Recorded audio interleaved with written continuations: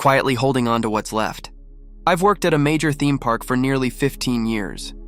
This place has never been just a job to me. It was a calling, a chance to give families a break from the real world, to offer moments of joy, connection, and comfort.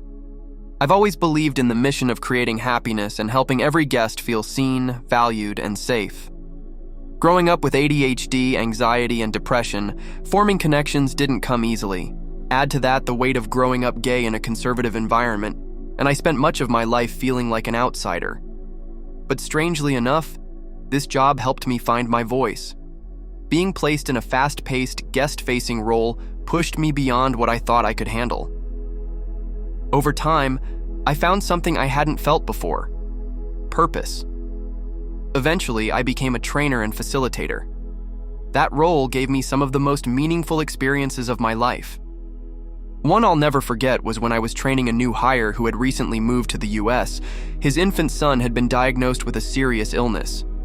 Despite spending nights at the hospital, he still showed up for training each day, tired but present and always kind. One morning before the park opened, I brought him and another trainee to a wishing well. I gave them each a handful of coins and invited them to make a wish for their son's recovery.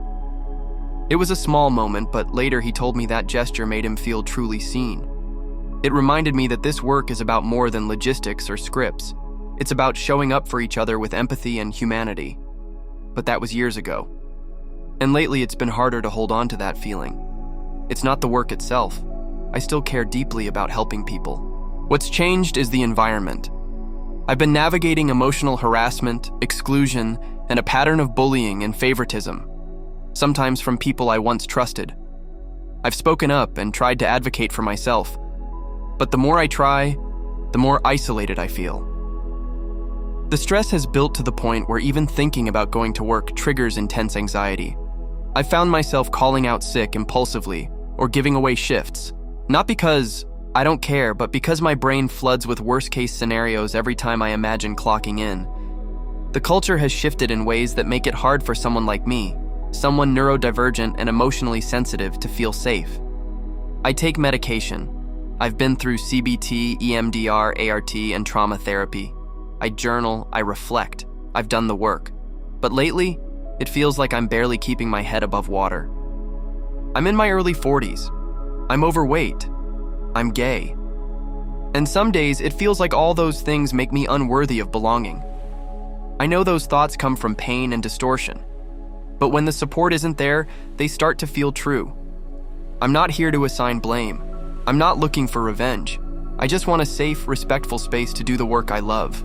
I want that not only for myself, but even for those who've hurt me. Because I know pain has a way of passing itself down when it's not healed. If you've ever loved your job but felt like it was quietly breaking your spirit, I'd love to hear how you coped. How do you protect your heart? How did you heal? Thank you for reading. I still believe in the wish we made at that well. I just hope there's still a place for me in the story I've helped build for so long.